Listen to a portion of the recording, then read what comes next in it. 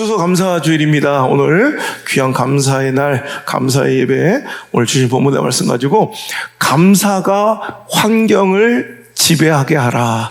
다시 한번 시작. 감사가 환경을 지배하게 하라 하는 제목으로 하나님의 말씀을 증거하도록 하겠습니다.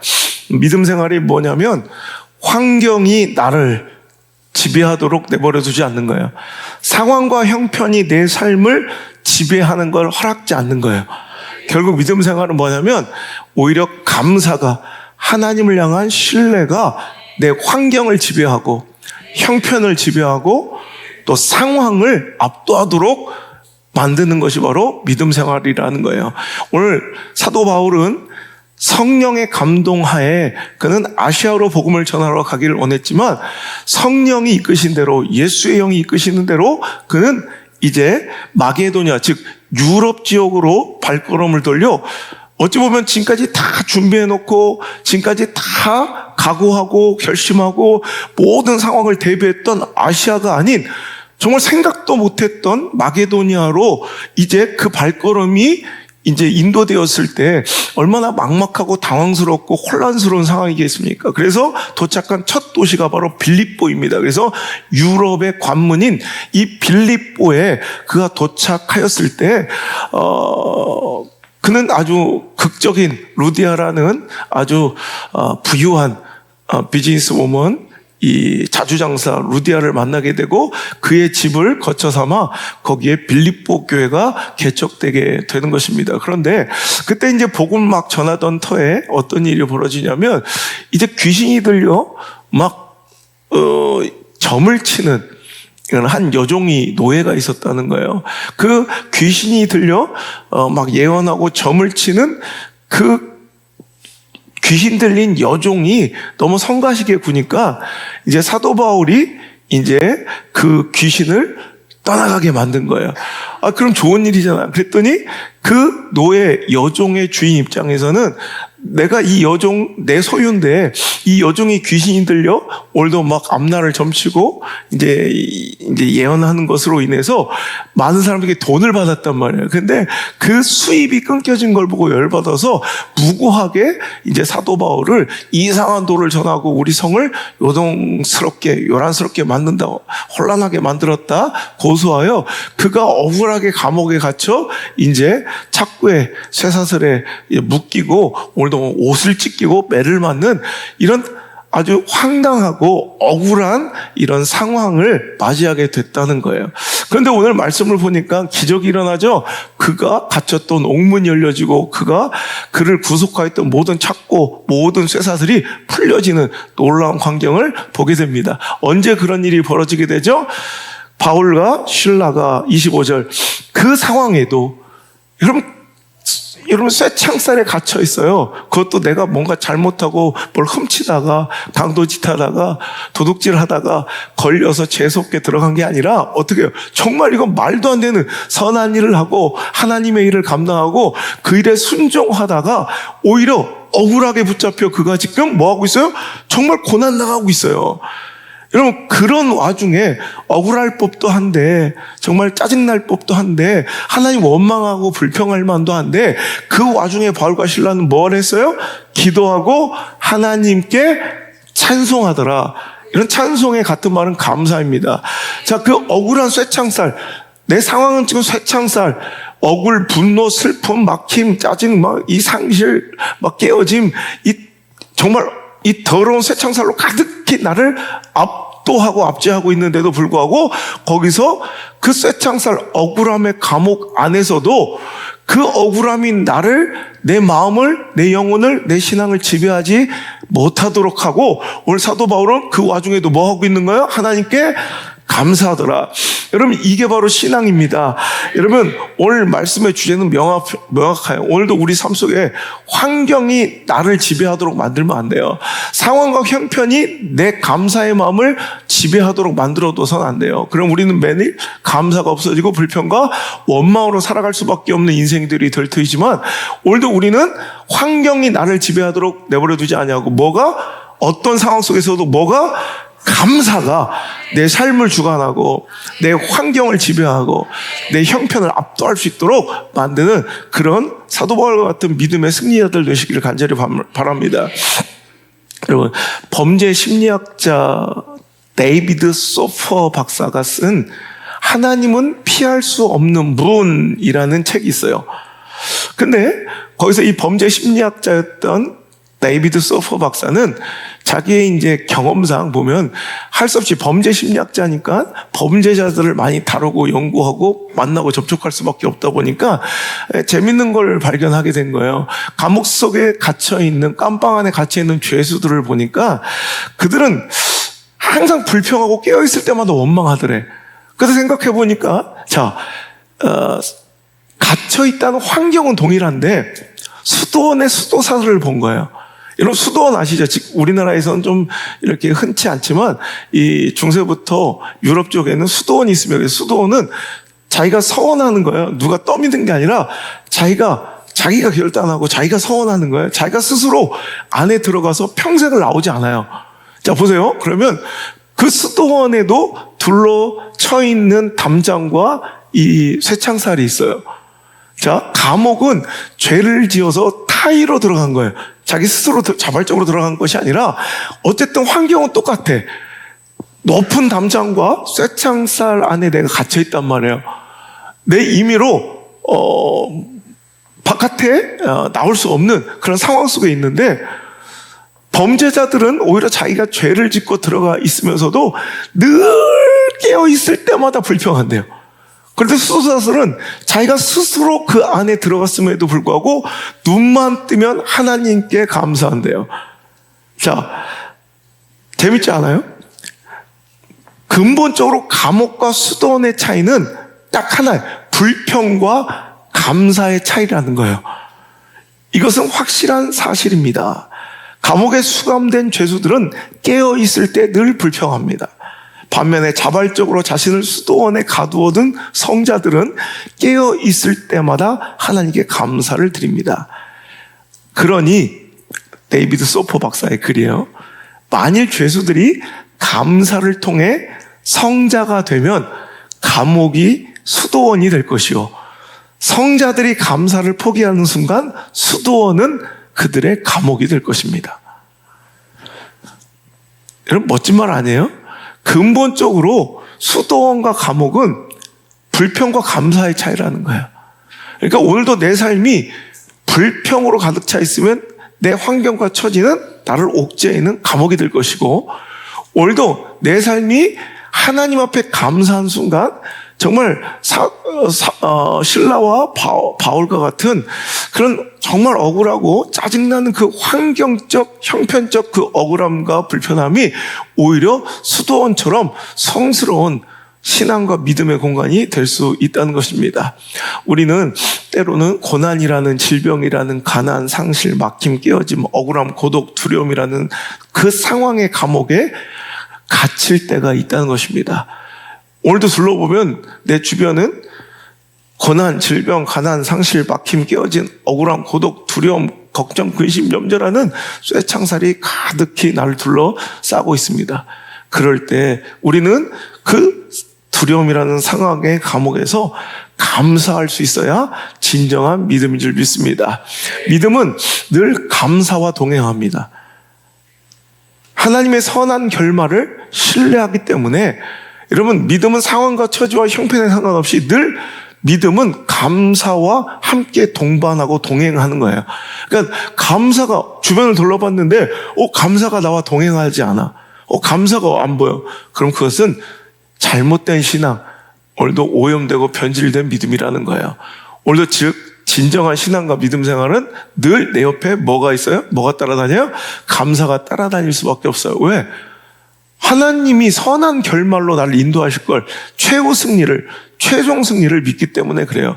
오늘 상황과 처지와 형편이 만족해서가 아니라 여호와는 나의 목자시니 그 실수와 실패가 없는 그분이 나를 반드시 푸른 초장으로 인도하실 것을 믿기 때문에, 즉 그 선한 결말을 내가 확신하기 때문에 내가 비록 오늘 내 현실과 상황은 어디일지라도 사망의 음침한 골짜기에서도 나는 부족함이 없습니다라고 고백한다는 거예요.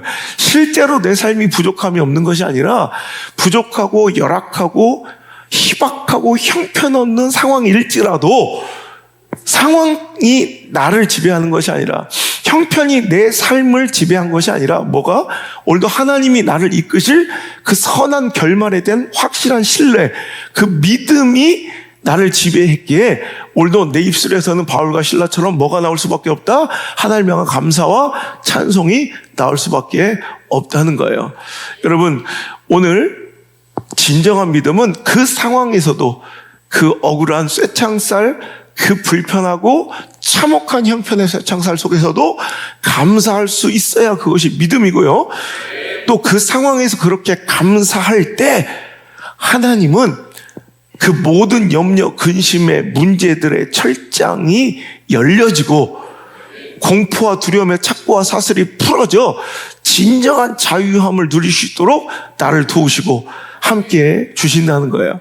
자, 믿음은 그 상황 속에서도 감사해야 진짜 믿음이고 또 그 상황에서도 우리가 진정으로 감사할 때 나를 둘러 진치고 있던 모든 상황의 열악함의 처지와 형편의 곤란함의 쇠창살은 열려질 것이고 나를 겁박하고 나를 두렵게 꼼짝 못하게 묶어놓았던 두려움의 착고는 풀어지고 오늘도 염려와 공포의 쇠사슬은 풀려질 줄 믿습니다. 참된 자유는 상황의 넉넉함과 처지의 형편의 만족스러움이 아니라 오늘도 그 상황 속에서 감사할 때 참된 진리 안의 자유, 진짜 하나님께서 주신 평강과 자유가 내 안에 넘쳐나게 될 줄 믿습니다. 그래서 오늘 우리가 염려와 근심의 상황 속에서도 우리는 하나님께 감사함으로 아뢰어야 된다는 거예요. 빌립보서 4장 6절 시작. 아무것도 염려하지 말고 오직 모든 일에 너희 구할 것을 어떻게? 감사함으로 하나님께 아뢰어야 된다. 자, 오늘 이 상황의 전제는 염려와 근심거리가 가득하다는 걸 전제로 하는 거예요. 그죠? 오늘 내 상황에 염려와 근심과 두려움과 공포와 아픔이 가득하다는 걸 전제로 하신 말씀이에요.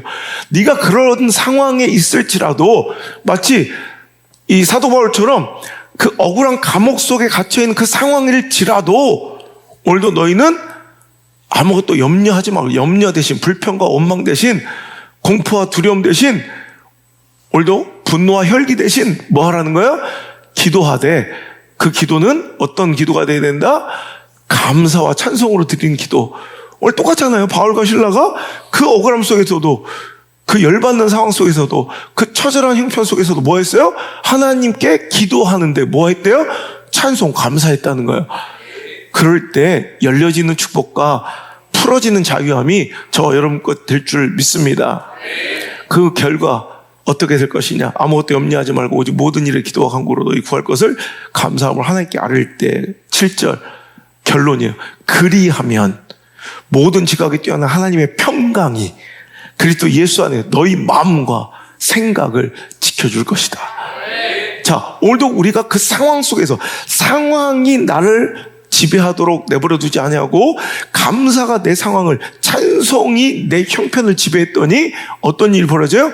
하나님의 평강이 내 생각과 마음을 지키신대요. 내가 상황이 나를 지배하도록 내버려두면 상황이 내 마음을 차지해서 형편과 상황이 주는 열매는 뭐냐면 두려움, 근심, 걱정, 공포, 염려, 불안 이것으로만 가득 차게 돼요. 그런데 오늘 상황이 내 삶을 지배하도록 내 영과 마음과 신앙을 지배하도록 내버려두지 않고 허락지 아니하고 오늘도 감사와 찬송이 내 삶을 상황을 지배하도록 만들어뒀더니 어떤 열매가 내 마음에 가득히 열려요? 하나님의 평강이, 하나님 주신 진짜 평강이 내 생각과 마음을 지켜주셔서 내 안이 무엇으로 가득 찬다? 공포, 두려움, 불신, 불안 이런 게 아니라 평강, 정말 행복, 기쁨이 내 마음을 가득 채우고 있는 것을 발견하게 될 것이다 라는 거예요. 여러분, 상황과 형편이 완벽하고 넉넉하고 만족스러워서가 아니라 오늘 우리 삶은 감옥 같은 현실일 거예요. 여러분의 직장과 여러분의 관계와 여러분의 상황과 형편은 때로는 감옥 같은 현실일 거예요.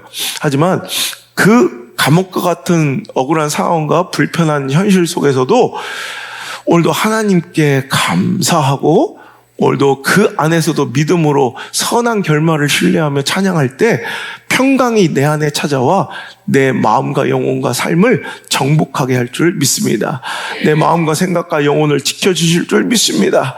언제? 감사할 때, 언제? 찬송할 때 우리의 영육의 생명은 그때 비로소 건강하게 된다는 거예요. 잠언서 4장 23절에 모든 지킬 만한 것 중에 더욱 네 마음을 지켜라. 생명의 근원이 이에서 남이니라. 그래. 뭐 지켜야 된다고요? 마음 지켜야 된다는 거예요.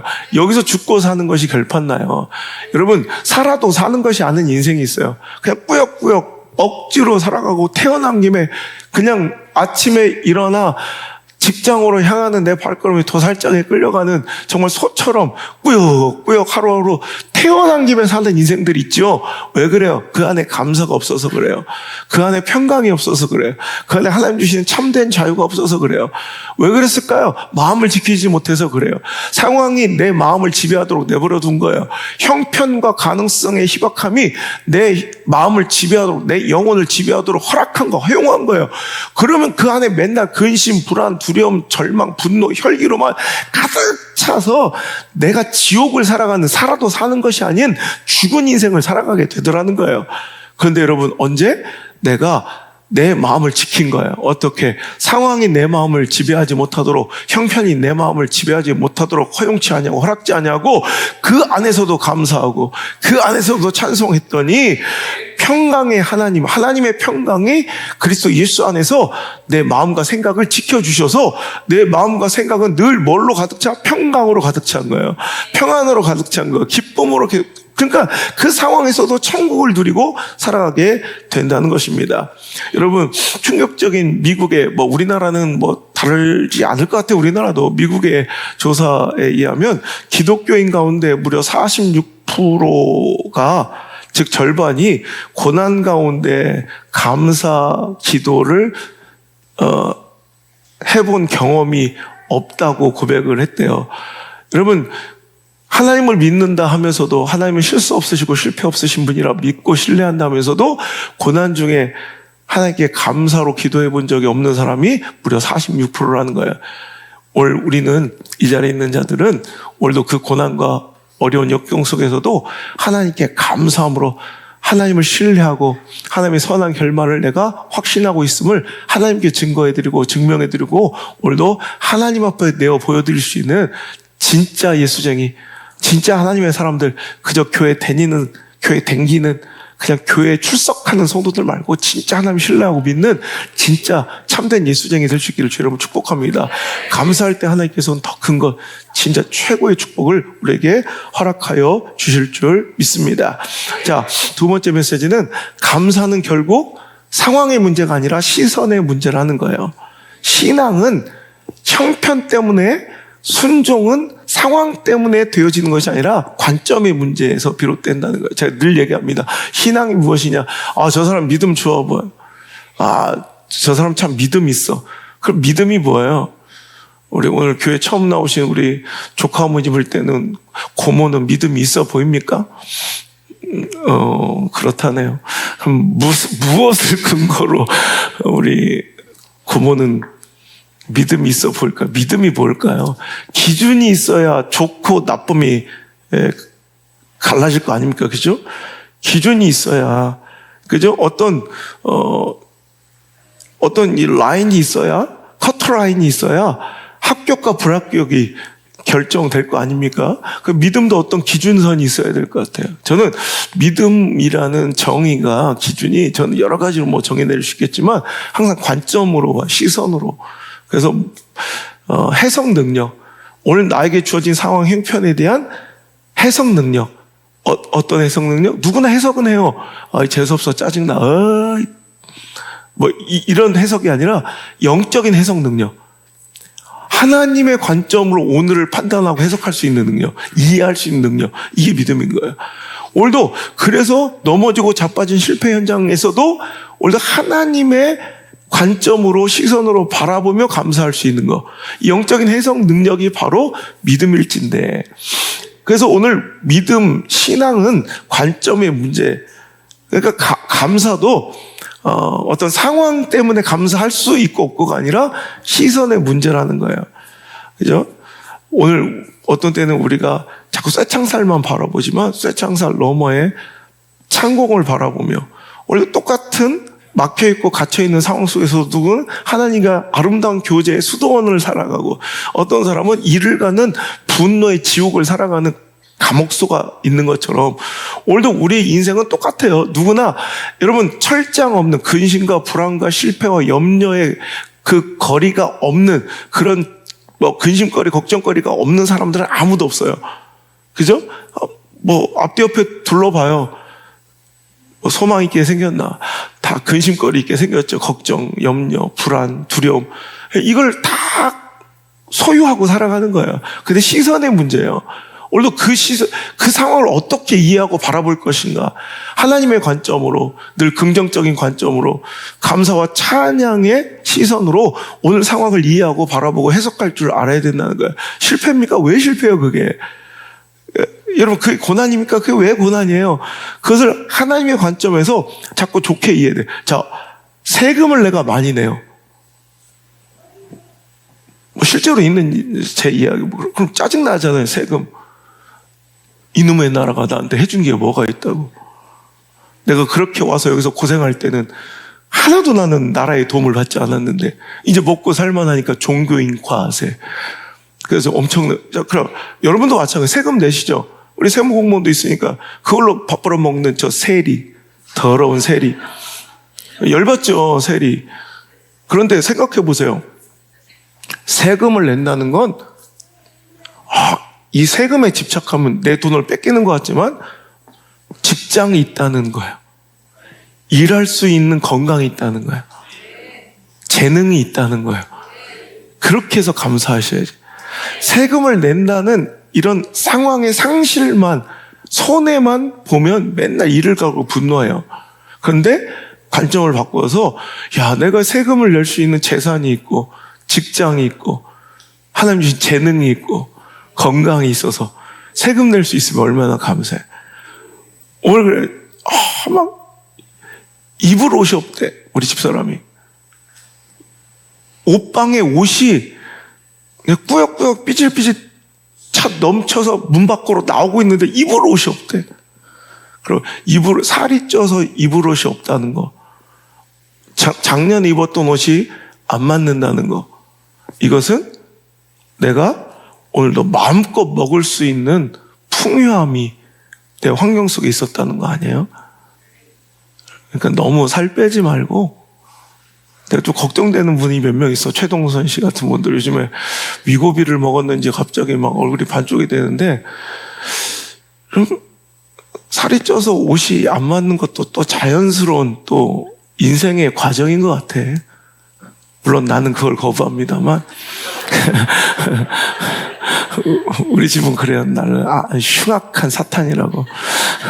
저는 맨날 체중 유지하면서 우리 가족들은 먹이고 또 먹여서 어떻게든 살을 찌우려고 한다고. 여러분, 살이 쪄서 옷이 잘 안 맞는 거, 입을 옷이 없는 이 가를 맞이했습니까? 왜 말이 살쪄야지 지가 살찌고 있어? 천고마비는, 그죠?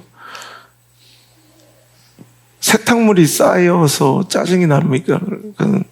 세탁물이 쌓여있다는 건 사랑하는 이들이 내 곁에 있다는 거예요. 나 이걸 요즘 우리 집 장난 아니었어요. 안성주 안나는 생긴 거하고 다르게 더럽게 깔끔을 떨어요. 한 번 입으면 그냥 다 벗어던져. 저는 옷을 잘 빨지 않아요. 저는 옷을 어릴 때부터 옷을 많이 빠는 걸 되게 싫어해요. 옷을 되게 아끼기 때문에. 그래서 옷을 이렇게 지금은 스타일러 있어서 얼마나 좋아. 전 세탁을 최소화하는 게 옷을 잘 관리하는 거거든요. 그래서 세탁을 최소화하고, 저는 김종국 바라보면, 김종국 알죠? 너무 공감이 가고 내 동지를 만난 것처럼 우리 집에서는 막 인상을 쓰는데, 저는 수건도 하루에 운동을 제가 3시간을 하니까 세 타임을 하면 그때마다 막 땀 범벅이 되잖아. 그러면 그때마다 제가 수건을 써제끼면 하루에 뭐 4-5장이 나와야 되잖아. 근데 저는 수건을 일주일 동안 말려서 또 쓰고 말려서 또 쓰고 그렇습니다. 근데 우리 애들은 막 그냥 막 벗어제끼니까 하루에 뭐 세탁을 빨래를 막 2번씩 할 때가 많았어요. 그래서 집사람이 막 죽어나가는 거예요. 근데 요즘에는 일주일에 빨래 1번 딱 해요. 당신은 진짜 없어? 일주일 동안 살았는데 이 빤스 한 장이 전부야 막 이래. 그래도 저는 진짜 빨래할 게 너무 없다는 거예요. 여러분 실은 빨래할 게 많은 그때를 즐거워하세요. 최복영 지금 빨래 넘쳐날 때야. 징글징글하죠. 애새끼들이 지혜비 닮아서. 그런데 그때가 가장 하다 보면 빨래할 일이 없어질 때가 와. 너무 헛헛한 거야. 빨래 바구니가 일주일 동안 비어있어요. 애들이 다 떠나가 유학 가니까 빨래 할 일이 없어. 그나마 우리 딸기 강아지를 데려다 키우니까 그 강아지 똥 싸놓는 거 치우는 게 그나마 좀 일이고 행복이지. 여러분 진짜 애들이 다 떠나버리니까 와 빨래가 이렇게 그리울 때가 없어. 사랑하는 성도 여러분, 오늘 관점을 달리하고 시선을 달리해서 오늘도 불평하는 원망하는 그 일들이 실은 너무 행복하고 감사한 순간인 것을 잊지 않았으면 좋겠습니다. 그죠? 지금 모태 솔로라 되게 허전하고 이 가을을 맞이하기가 연말 연시가 오는 게 두려운 우리 사랑하는 우리 주연 형제 혹시 아닌가? 모태 솔로 아니야? 사귀어봤어? 사랑도 해본 거야? 안 해봤지. 그러면 이 더러운 인생 나는 여자도 없다니. 그런데 봐라 네 고모와 고모부를 봐라. 고모가 어디 놀러 가면 고모부가 그렇게 활짝 웃고 행복하고 그 전주보다 가슴이 뛴다. 나는 언젠가는 진짜 4시간 일주일만 나 혼자 살고 싶다라는 이런 생각을 가질 때가 있다. 지금 마음껏 누려라. 어떤 사람은 매일 내 공간 시간도 없이 그냥 이렇게 살아가야 되는 그런 남자들이요. 저렇게 또 모태솔로는 당신 같은 집구석에서 북적북적거리는 걸 또 꿈꾸고 간절히 바라는 사람들도 있다는 걸 기억하시고 그 삶을 또 잘 누리시면 돼. 어찌 보면 우리 관점의 차이로 인생은 천국과 지옥을 오고 갈 수 있다는 거예요. 저는 가끔 오늘 이따가 이 찬양 부를 거예요. 우리 찬양 부르는 감사절기 때 많이 부르는 찬양 중에 길가에 장미꽃 감사 장미꽃 가시 감사. 근데 난 여기서 의문이 드는 거예요. 과연 당신은 장미꽃일까? 왜 꼭 네가 단정 짓지? 나는 장미라고? 어느 날 장미꽃이 하나님께 원망했습니다. 하나님, 왜 저에게 가시를 주셨습니까? 장미가 하나님께 너무 자기 삶에 도단한 이 가시 때문에 너무 아파서 하나님께 호소하고 불평하고 하나님 왜 저에게 가시를 주셨습니까? 그러자 하나님께서 답하십니다. 난 너에게 가시를 준 적이 없단다. 너에게 꽃을 주었을 뿐이다. 알고 보니 그 놈은 장미가 아니었어. 그 놈은 가시덩굴이었던 거야. 가시한테 꽃을 주신 거지 꽃이 가시가 도단한 게 아니라는 거야. 이해가 되냐? 난 가끔씩 그런 생각을 해요. 왜 당신은 당신을 장미라고 단언하지? 나는 쓸모없는 길가에 가시덤불이었을 수도 있다는 거야. 가시덩굴 같은 나에게 한 송이 위안과 희망의 꽃을 주신 하나님께 감사해야지. 나는 당연히 꽃이라 생각하고 이 가시를 원망해서는 안 된다는 말이죠. 하나님 사역하면서 바울은 고난당하고 억울한 핍박과 무고한 아픔을 겪고 있습니다. 억울하죠? 그죠? 억울하죠. 근데 진짜 그게 억울한가? 감사한 것 아닌가? 묻고 싶은 거예요. 시선을 한번 바꿔보면 사도 바울 입장에서 약간 막 선교하는 와중에 하나님 일을 하다가 막 고난과 핍박을 당하잖아. 내가 매를 맞잖아.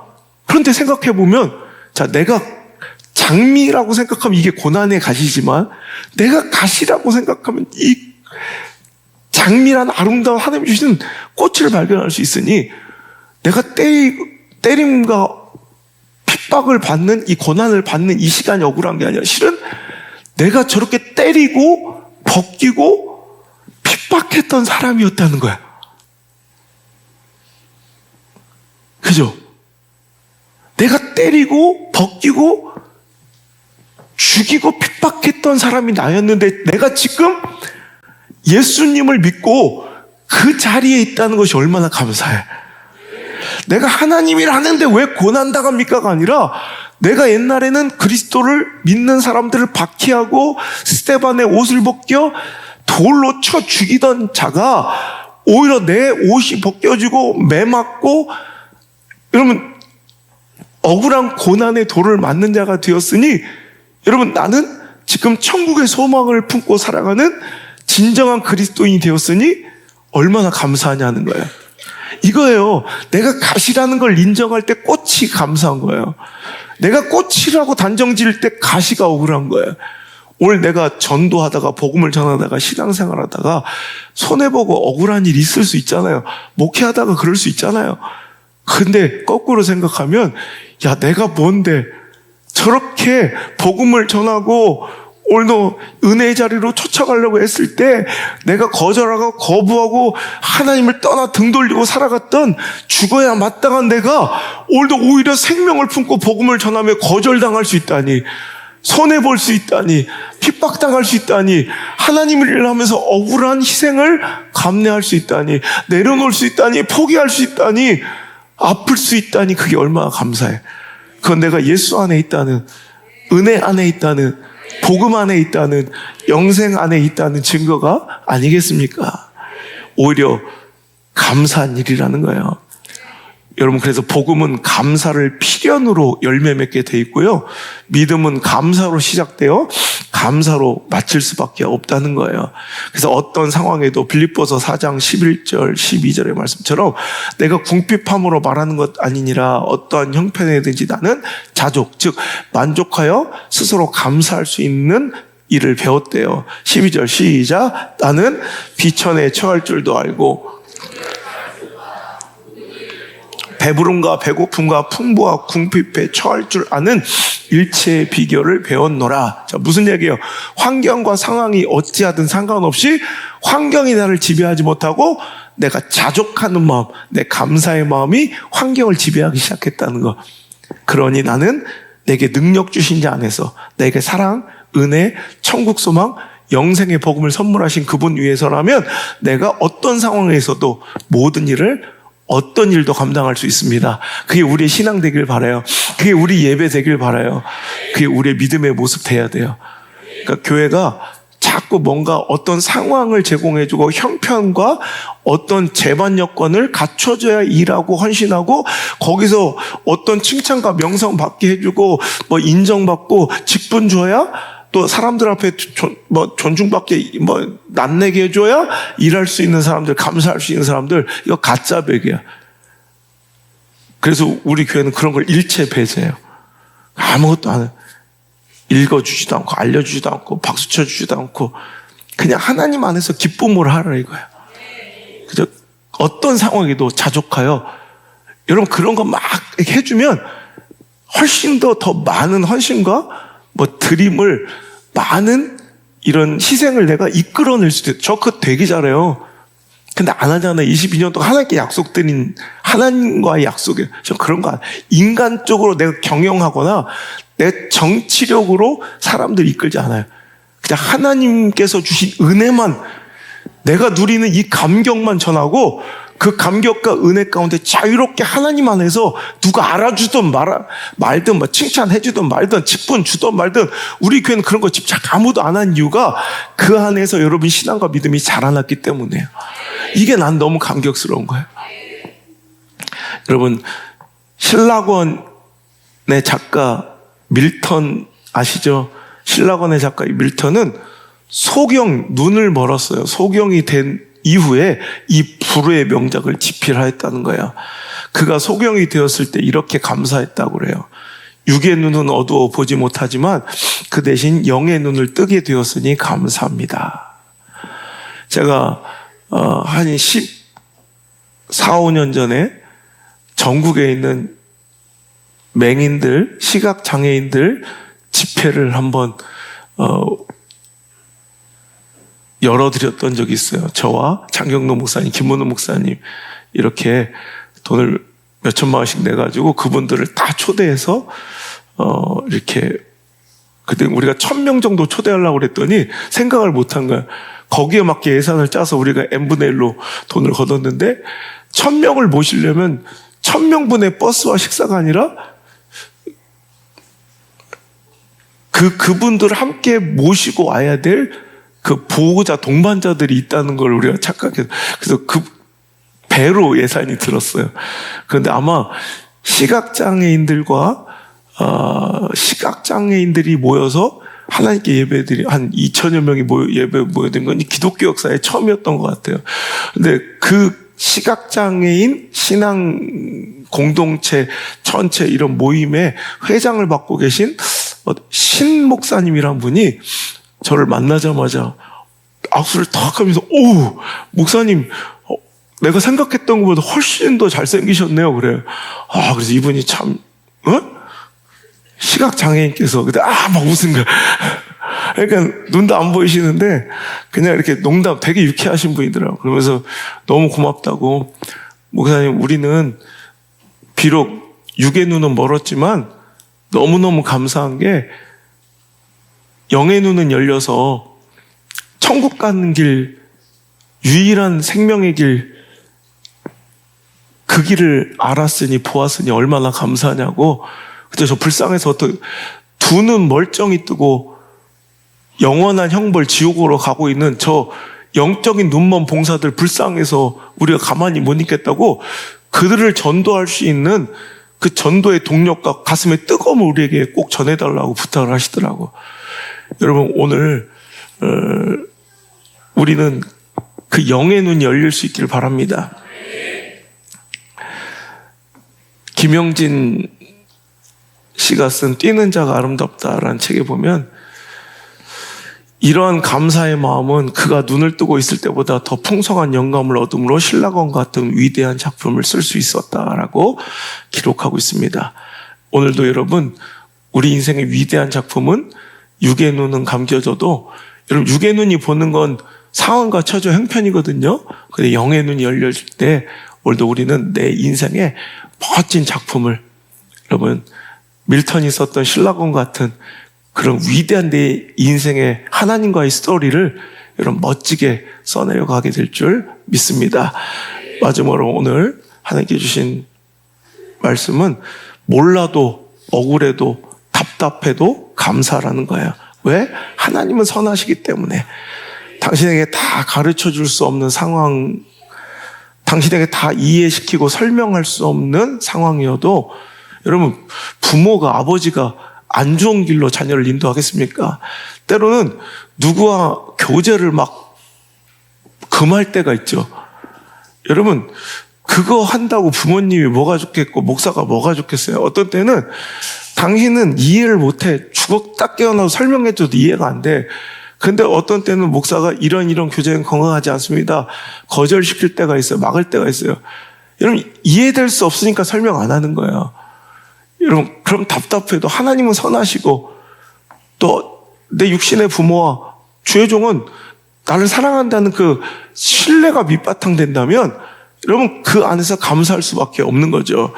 그냥 여러분 내 자아가 깨어져야 또 하나님께 대한 신뢰가 확고해야 할 수 있는 것이 바로 감사예요.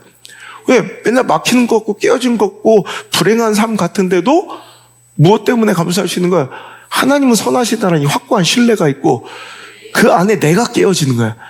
이해 안 돼도 답답해도 억울해도 그냥 나를 깨트리는 거야. 그럴 때 감사가 되지, 내 자아와 내 생각이 다 살아있고 살아 날뛰며 하나님에 대한 신뢰가 밑바탕 되어 있지 않으면 절대 죽었다 깨어나도 감사일기 노트를 매일 50년을 써도 진짜 감사가 나오지 않아요. 여러분, 참된 감사는 내 자아가 깨어지고 하나님께 대한 확고한 신뢰가 밑바탕 되어야 그때야 진짜 감사가 나오는 거예요. 하나님의 시간, 하나님의 때, 하나님의 방법으로, 하나님 정하신 통로, 하나님의 방법으로 하나님 주신 복이 진짜인 줄 믿으시기 바랍니다.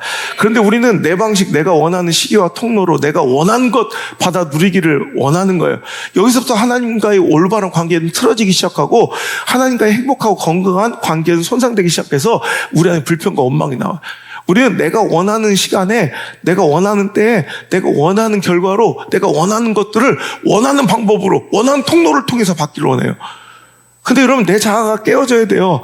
하나님의 때, 하나님의 방법으로, 하나님이 원하시는 통로를 통해 주시는 그 복을 신뢰하며 기다릴 줄 알아야 돼요. 그러면 그 안에서도 여러분, 늦춰지는, 지연되는, 또 합당하고 내 기대에 실망스러운 환경과 결과가 나올지라도 우리는 하나님의 선하심과 내 자아가 깨어져서 사도 바울처럼 내가 원하고 가고자 했던 그 길이 찢어지고 스케줄이 박살나고 타임테이블이 찢어져도 오늘 내 뜻이 꺾여도 우리는 어떻게 할 수 있어요? 찬송하고 기도할 수 있잖아요. 내 원하는 결과가 안 나와도. 여러분, 결국 사도 바울의 최종 목적은 뭐예요? 선교하는 거였잖아요. 복음 전하는 거였잖아요. 근데 내 원하는 방향으로 하나님은 가지 못하게 발걸음 틀으시고, 그래서 왔더니 순종하고 왔더니 이게 뭐야? 감옥에 갇히고 억울하게 두드려 맞고 이 착고에 쇠사슬에 묶여있고 이게 뭡니까? 할 수 있지만 여러분, 사도 바울의 최종 목적은 뭐예요? 복음 전하는 거잖아. 영혼 구원하는 거잖아. 여러분, 감옥에 갇혔을 때 어떤 일이 일어났습니까? 결국 간수장에게 복음을 전하고, 이런 믿지 않는 자, 하나님을 알지 못하고 거부한 자들에게 하나님의 말씀에 권위를 부여한 사건. 갑자기 이 죄수놈들, 더러운 놈들 두드려 패던 그 간수와 간수장이가 어떤 일이 벌어져요? 선생님이요, 내가 어찌하여, 어떻게 하여 구원을 얻을 수 있겠습니까?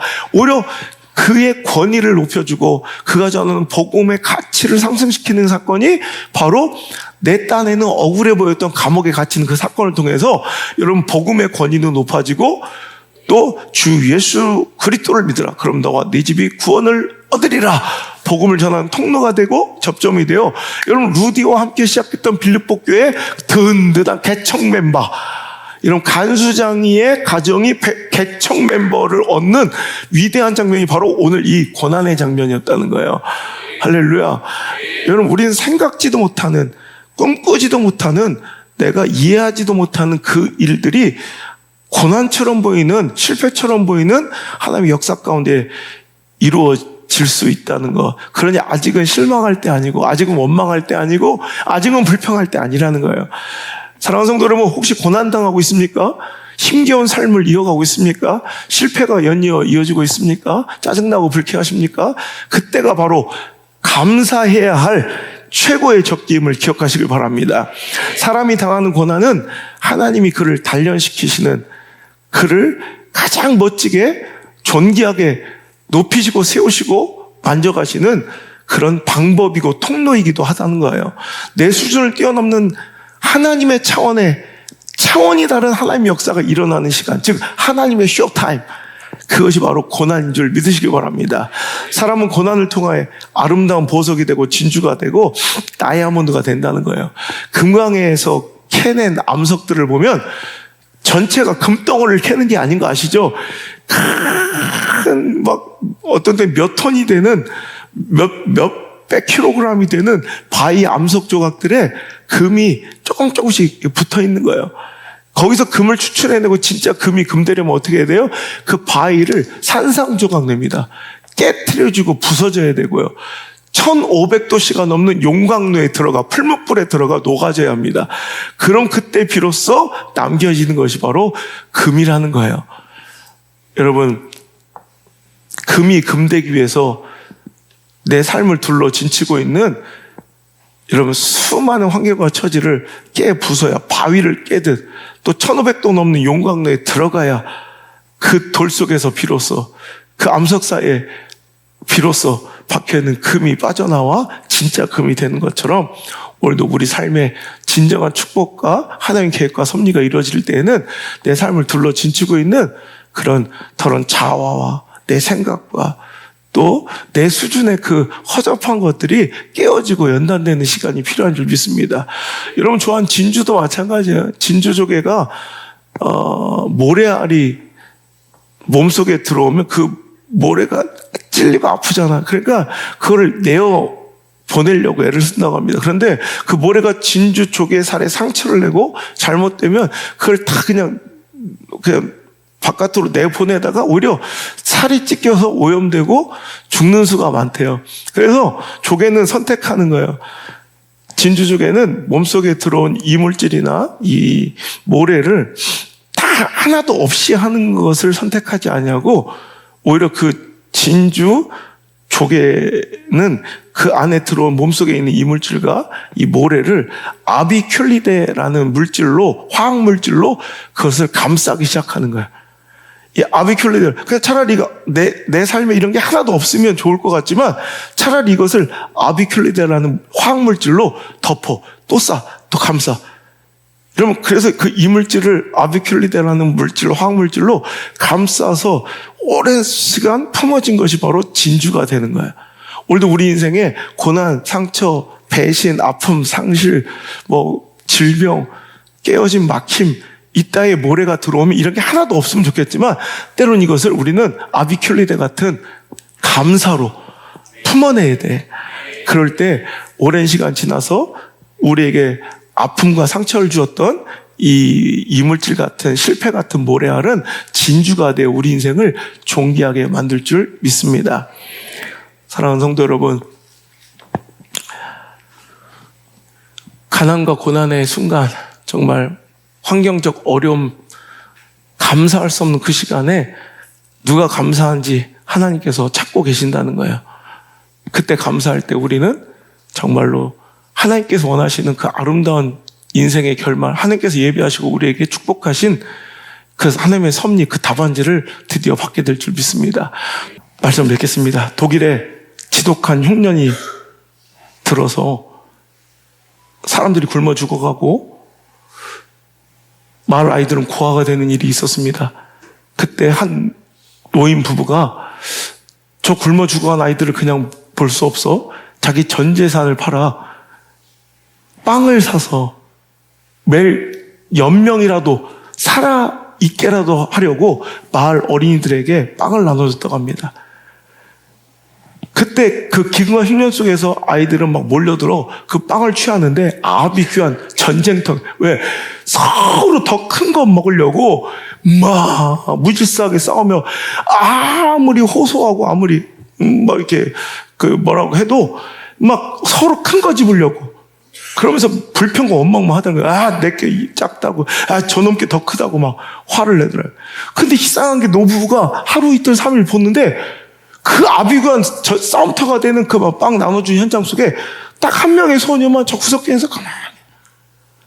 그리고 아이들이 다 지가 좋은 거, 큰 거, 실한 거 다 고르면 그때 마지막 남아있는 아무도 누구도 선택하지 않은 가장 작은 초라한 부스러기 같은 그 빵을 취하면서도 한 번도 애들은 막 불평해서 오늘은 작니 크니 어제보다 작았니 땅이 딱딱하니 굳었니 나는 소보로가 좋으니 난 단팥빵이 좋은데 막 이러면서 막 갈 때 그 아이만 꼭 찾아와서 그 노부부에게 감사 인사를 한 번도 빼놓지 않고 너무 감사합니다. 오늘도 빵 주셔서 고맙습니다. 그 아이만 인사를 하더라는 거예요. 그래서 매일 반복되는 그 아이의 그 아름다운 모습이 그 노부부의 마음을 감동했고요. 매번 반복되는 이 소녀의 행동에 노부부는 특별한 선물을 준비했어요. 그래서 연날같이 빵을 산더미같이 쌓아온 이후에 가장 작고 초라한 빵 속에 금화 하나를 넣어놓고 그 안에 작은 메모지를 넣어놓은 거예요. 어김없이 그날도 가장 작은 빵의 주인은 그 소녀가 될 수밖에 없었고, 소녀는 어김없이 감사 인사를 하고 돌아와서 그 빵을 먹다가 깜짝 놀래 그 안에 들어있는 금화와 메모지를 발견한 거예요. 그 메모지에는 이 금화는 너처럼 작은 것 하나에도 감사를 잃지 않는 아름다운 사람에게 주는 선물이란다. 이거는 내 거야. 나도 너 때문에 너무너무 고마웠어. 이렇게 인사를 적혀 있더라는 거야. 사랑하는 성도 여러분, 오늘도 우리 삶 속에서 하나님은 누구를 찾고 계시냐? 그 고난과 어려움 속에서도 또 작은 것에 만족하고 감사하며 하나님께 그 감사를 놓치지 않고 늘 오늘도 하나님께 그 감사를 표현하는 자들로 인해 하나님께서는 우리가 상상할 수 없는 축복을 주실 줄 믿습니다. 그 축복을 차지하는 주인공이 바로 여러분 되었으면 좋겠습니다. 찬양합시다.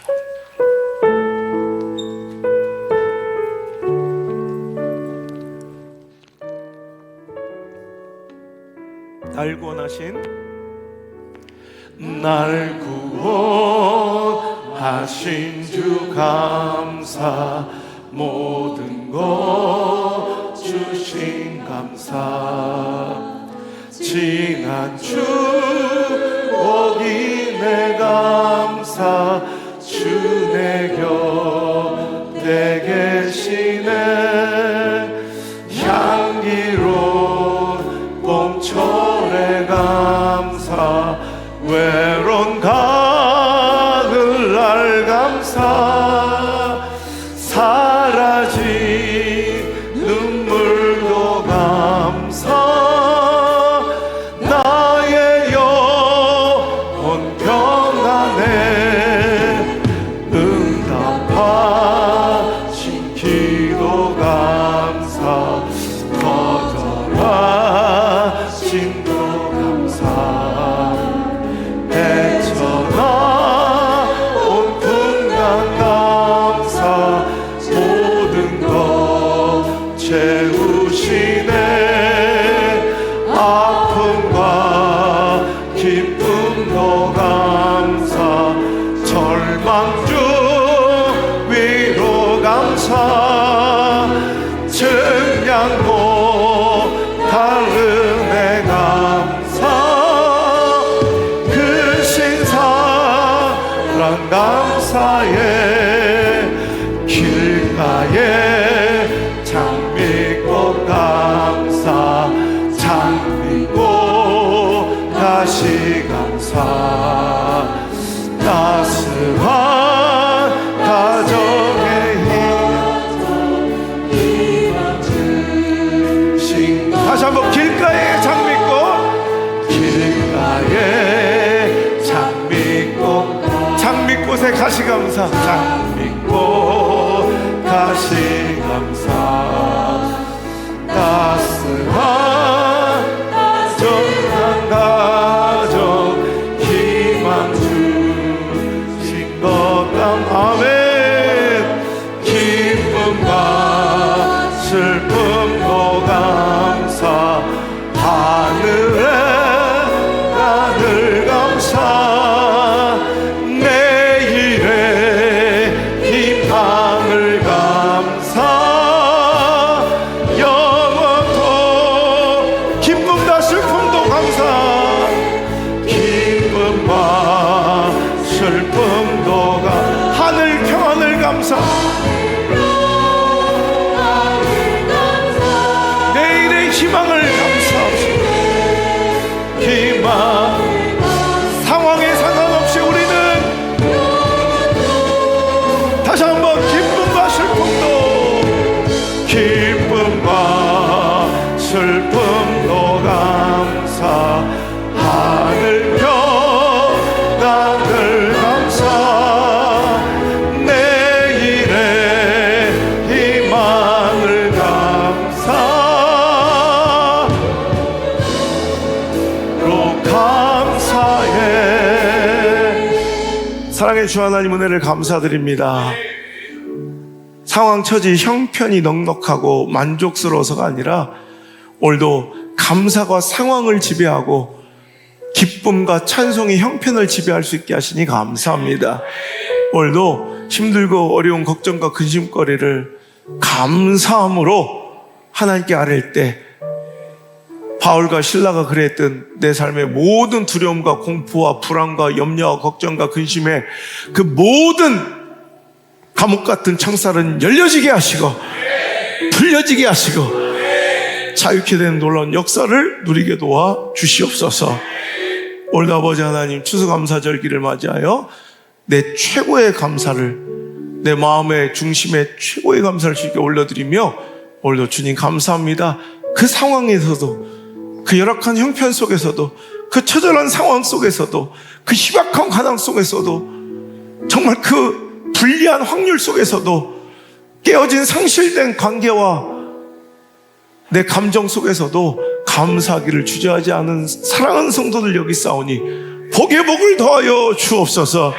우리가 알지 못할 놀라운 이해할 수 없는 축복을 허락하여 주옵소서. 이제는 주 예수 그리스도의 크신 은혜와 내 하나님 아버지의 실수 없는 사랑하심과 보혜사 성령님의 인도하심이 아버지 하나님 오늘 이 자리에 나와 상황이 형편이 내 삶과 내 마음을 지배하지 못하도록 허용치 아니하고 오늘도 감사가 내 상황을 지배하도록 다짐하고 돌아가는, 감사하며 돌아가는, 찬송하며 돌아가는, 기뻐하며 돌아가는 사람 모든 백성들의 삶 가운데 이제부터 영원토록 함께 계실지어다. 아멘.